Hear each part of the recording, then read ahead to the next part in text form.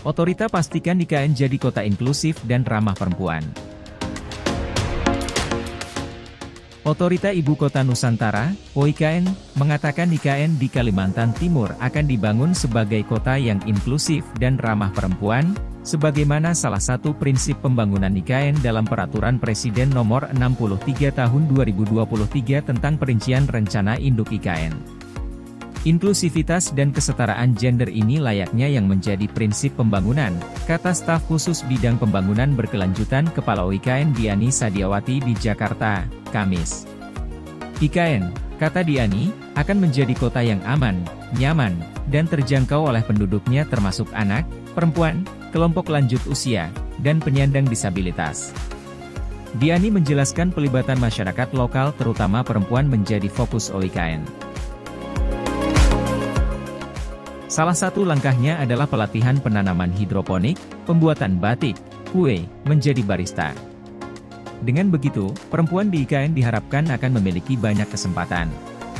Saya rasa ini salah satu hal yang menjadi poin bahwa perempuan dimanapun sebenarnya punya kemampuan, dan mereka malah yang sekarang ini memimpin dari desa sekitar IKN, kata Diani. Menurut dia, taraf perekonomian masyarakat sekitar IKN dapat meningkat dengan adanya IKN. Dia mengatakan untuk menunjang IKN sebagai kota yang inklusif, OIKN akan menyediakan fasilitas sarana dan prasarana dasar dengan kerja sama berbagai pihak, seperti sekolah, rumah sakit, pasar supermarket, dan lainnya. Namun, ia juga mewanti-wanti bahwa pembangunan IKN tidak serta-merta langsung terrealisasi, melainkan membutuhkan proses. Tentu jangan khawatir untuk ibu-ibu muda yang suaminya juga PNS, pegawai negeri sipil, dan TNI, Polri tentu kita akan menyediakan sarana dan prasarana, dan memang perlu diperhatikan tahapannya. Tentu dalam proses pemindahan pada 2024, kita juga sudah melakukan inventarisasi siapa yang akan pindah dan kebutuhannya, kata Diani. Ia mengatakan bahwa IKN juga akan mengusung konsep kota berkelanjutan dengan semboyan kota yang layak huni, livable city, seperti penerapan akses kota dalam 10 menit perjalanan, dan juga IKN akan menjadi lovable city atau kota yang dicintai masyarakat dengan mengedepankan indeks kebahagiaan. Adapun pembangunan IKN diatur dalam Undang-Undang Nomor 3 Tahun 2022 tentang IKN. Pembangunan ibu kota baru tersebut diperkirakan membutuhkan dana hingga Rp466 triliun hingga 2045. Pendanaan pembangunan IKN ditargetkan sebanyak 80% berasal dari kerja sama pemerintah dan badan usaha atau investasi, serta 20% dari APBN.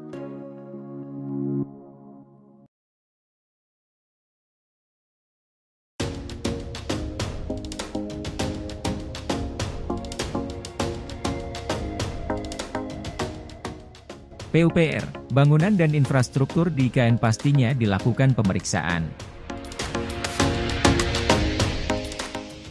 Kementerian Pekerjaan Umum dan Perumahan Rakyat, PUPR, memastikan bangunan dan infrastruktur dasar yang terbangun di Ibu Kota Nusantara, IKN, pastinya dilakukan pemeriksaan atau commissioning. Proses pemeriksaan terhadap bangunan dan infrastruktur yang telah terbangun di IKN pasti dilakukan, ujar Sekretaris Jenderal Kementerian PUPR Muhammad Zainal Fatah di Jakarta, Rabu. Terkait pemeriksaan terhadap bangunan dan infrastruktur yang terbangun di IKN, kata Zainal Fatah, masing-masing memiliki jadwalnya. Kementerian PUPR melaksanakan tugas yang diberikan oleh pemerintah. Terkait pembangunan IKN, Kementerian PUPR bertugas untuk menyiapkan infrastruktur dasar. Yang penting kalau Kementerian PUPR ditargetkan harus menyelesaikan tahun depan, maka kita selesaikan. Kita melaksanakan tugas dan memberikan pelayanan terbaik kepada masyarakat, katanya. Diketahui, Kementerian PUPR melalui Satgas Pelaksanaan Pembangunan Infrastruktur Ibu Kota Negara, IKN, melakukan pemeriksaan terhadap semua bangunan di IKN Nusantara untuk memastikan bangunan tersebut layak dihuni. Semua bangunan di IKN yakni kawasan Istana dan Kantor Presiden, Kantor Kementerian Koordinator, Kemenko, Rumah Tapak Jabatan Menteri, dan bangunan-bangunan lainnya dilakukan pemeriksaan. Pemeriksaan yang dilakukan seperti pengecekan lampu dan aliran air, fungsi tangga, pembagian ruangan, serta hal-hal lainnya. Pemeriksaan tersebut bertujuan untuk memastikan bangunan-bangunan di IKN Nusantara layak untuk dihuni. Nusantara adalah ibu kota negara Indonesia di masa depan, yang ditetapkan dan diatur oleh Undang-Undang Nomor 3 Tahun 2022. Pembangunan IKN bukan sekadar memindahkan kota dan gedung-gedung pusat pemerintahan, tetapi juga merencanakan pusat perkotaan yang modern dengan prinsip IKN sebagai suatu Future Smart Forest City of Indonesia. Nusantara mengubah orientasi pembangunan menjadi Indonesia sentris, dan berfungsi untuk mempercepat transformasi ekonomi negara.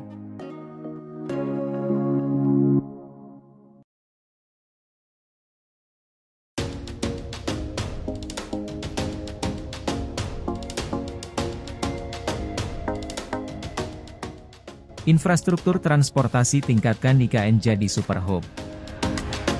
Otorita Ibu Kota Nusantara, IKN, melalui Kedeputian Bidang Transformasi Hijau dan Digital mengatakan infrastruktur di sektor transportasi meningkatkan IKN sebagai super hub ekonomi baru di Indonesia. Pembangunan infrastruktur khususnya dalam sektor transportasi berpotensi meningkatkan. Salah satunya, membangun Nusantara dengan ragam wilayah perencanaan akan menghadirkan super hub ekonomi baru di Indonesia serta orientasi pembangunan Indonesia sentris, ujar Deputi Bidang Transformasi Hijau dan Digital OIKN Muhammad Ali Brawi di Jakarta, Senin, 11 Desember 2023. Ali mengatakan, transportasi sebagai pendukung untuk pertumbuhan ekonomi di IKN dan sekitarnya dengan prinsip utama melibatkan konektivitas eksternal, konektivitas internal dan gerbang Nusantara. Pengembangan konektivitas regional bertujuan untuk menghubungkan 3 kota yakni IKN, Balikpapan, Samarinda dengan infrastruktur seperti jaringan jalan tol, pelabuhan, bandar udara, hingga jaringan kereta api lintas Kalimantan yang akan dikembangkan.